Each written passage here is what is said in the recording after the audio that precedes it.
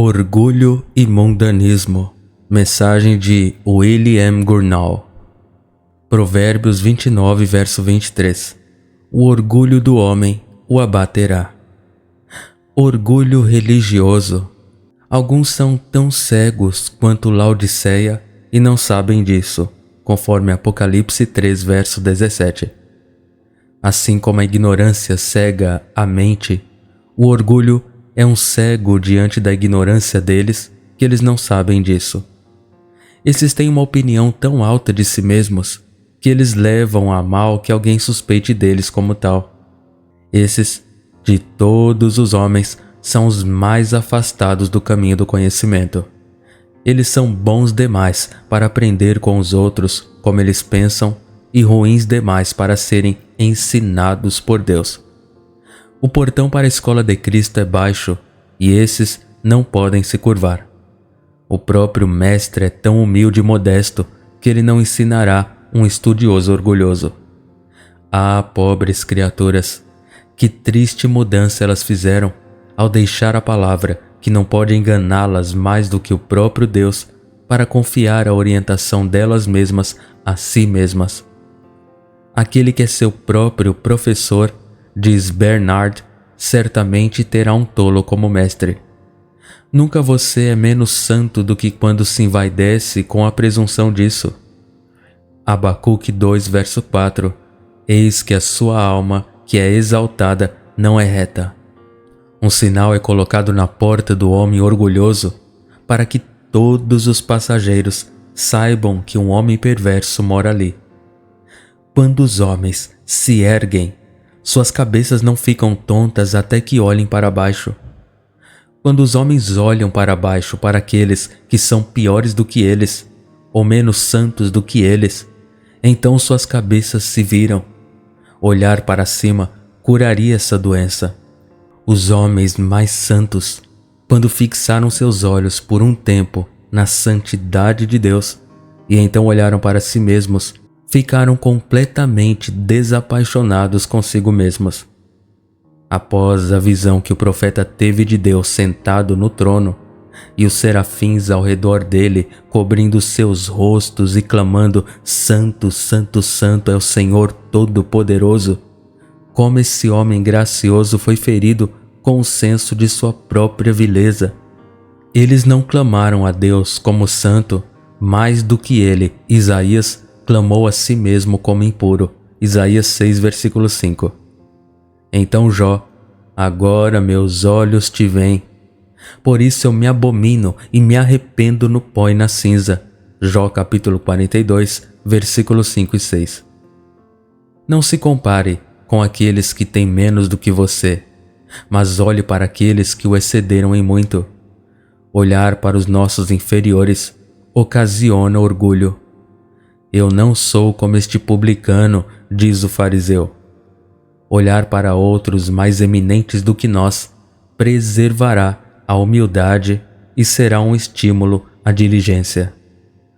Um homem pode ser muito zeloso na oração e meticuloso na pregação, e o tempo todo o orgulho é o mestre a quem ele serve, embora com a libré de Deus. É difícil matar de fome esse pecado do orgulho. Ele pode viver de quase tudo. Nada tão vil que um coração orgulhoso não seja exaltado, e nada tão sagrado que o orgulho não o profane. À medida que o orgulho prevalece, o homem ora e prega mais para ser considerado bom pelos outros, mais para entronizar a si mesmo do que a Cristo nas mentes e corações de seus ouvintes. Lembre-se, cristão, quando você estiver vestindo seu melhor terno, de quem o fez, quem pagou por ele. Sua graça, seu conforto, não é obra de suas próprias mãos, nem o preço de seu próprio mérito. Não tenha vergonha, orgulhoso do custo de outro. Orgulho de presentes. Se antes, como Ezequias, chamávamos os espectadores para ver nosso tesouro e nos aplaudir por nossos dons e bênçãos, então é hora de Deus enviar alguns mensageiros para tirá-lo de nós, antes que tirem nossos corações dele. O orgulho de presentes impede o recebimento do bem dos outros. O orgulho enche a alma, e uma alma cheia não tomará nada de Deus, muito menos do homem. O manto de José o tornava mais fino que seus irmãos, mas causava todos os seus problemas. Assim, grandes presentes elevam um santo um pouco mais alto aos olhos dos homens, mas ocasiona muitas tentações que você não encontra que são mantidas baixas. Com a inveja de seus irmãos, a malícia de Satanás e o orgulho em seus próprios corações, ouço dizer que ninguém encontra um trabalho tão duro para suportar essas ondas e ventos. Enquanto você se orgulha de seus dons, você está minguando e murchando em sua graça. Tais são como o milho que cresce muito em palha, cuja espiga geralmente é leve e fina. A graça é muito negligenciada, onde os dons são muito valorizados. Somos ordenados a nos vestir de humildade. O orgulho mata o espírito de louvor. Quando você deveria bendizer a Deus, você está realmente aplaudindo a si mesmo. O orgulho destrói o amor cristão e apunhala nossa comunhão com os santos no coração.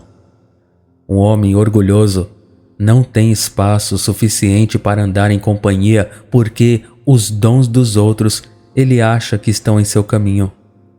O orgulho desequilibra tanto o paladar que ele não pode saborear nada que seja tirado do vaso de outro. O orgulho ama subir, não como Zaqueu para ver Cristo, mas para que outros possam ver a si mesmo. Deus resiste aos soberbos, Tiago 4, verso 6. O homem humilde pode ter Satanás à sua direita para se opor a ele, mas tenha certeza de que o homem orgulhoso encontrará o próprio Deus ali para resistir a ele. Devemos deixar o ego de lado ou Deus nos deixará de lado. Um pecador orgulhoso e um salvador humilde nunca concordarão. Cristo é humilde e modesto, e assim resiste ao orgulhoso, mas dá graça ao humilde. Amor ao mundo. Fale sobre adicionar fé à fé, um grau de graça a outro, e você verá que eles têm mais disposição para unir casa a casa e colocar campo a campo. Suas almas estão sedentas, mas não por Cristo ou pelo céu, é pela terra. Eles nunca acham que têm o suficiente até que a morte venha e feche suas bocas com uma pá cavada de sua própria sepultura. O cancro e a ferrugem do nosso ouro e prata, que são obtidos por meio de trabalho mais árduo do que o exigido aqui, se levantarão em julgamento contra muitos e dirão: vocês podem trabalhar duro e dolorosamente por nós, que agora estamos transformados em ferrugem e pó, mas podem andar no campo da palavra, onde jaz um tesouro incorruptível, e prefeririam perdê-lo do que por sua preguiça. Seu tempo é curto e seu caminho longo. É sensato gastar tanto em seu cortiço que você está deixando e esquecer o que você deve levar com você? Antes que o fruto destes esteja maduro, o que você está plantando agora, você mesmo pode estar apodrecendo na sepultura. O tempo é curto, diz o apóstolo, 1 Coríntios 7, 29. Os homens são muito gentis consigo mesmos. Primeiro, eles desejam que passe muito tempo antes que a morte chegue. E então, porque eles querem que assim seja, eles são ousados em prometer a si mesmos que assim será. Quem faz o arrendamento? O inquilino ou o senhorio? Você é jovem, portanto não pode dizer que ainda não morrerá. Meça os caixões no cemitério e você verá um pouco do seu comprimento. Jovens e velhos estão ao alcance da foice da morte. Os velhos de fato vão para a morte. Sua idade exige isso, mas os jovens não podem impedir que a morte chegue até eles. É um mau momento para calafetar o navio quando está no mar, tombando para cima e para baixo em uma tempestade. Isso deveria ter sido observado quando em seu assento no porto. Da mesma forma, é tão ruim quanto começar a aparar uma alma para o céu quando se joga em uma cama de doente. Coisas que são feitas com pressa raramente são bem feitas. Receio que essas pobres criaturas vão vestidas de forma precária para outro mundo que elas começam a cuidar quando estão em seu leito de morte. Só existe um céu. Perca isso, e onde você pode se hospedar, senão no inferno? Um Cristo que pode te levar até lá, rejeite-o e não resta mais sacrifício pelo pecado. Oh, quantos se separam de Cristo na encruzilhada! Como órfã, que caminha 1 ou 2 estádios com Cristo, até que Ele os afasta de suas esperanças mundanas e os manda se prepararem para as dificuldades, e então eles simplesmente o beijam e o abandonam. Relutantes de fato em perder o céu, mas ainda mais relutantes em comprá-lo por tal preço. De todos os homens que saíram do inferno, nenhum é mais digno de pena do que aquele que está pendurado sobre a boca dele e ainda assim não tem medo do perigo.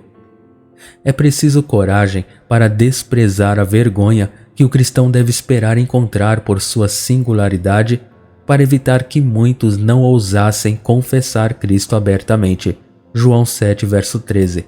Muitos perdem o céu porque têm vergonha de ir para lá com uma capa de tolo. Amém.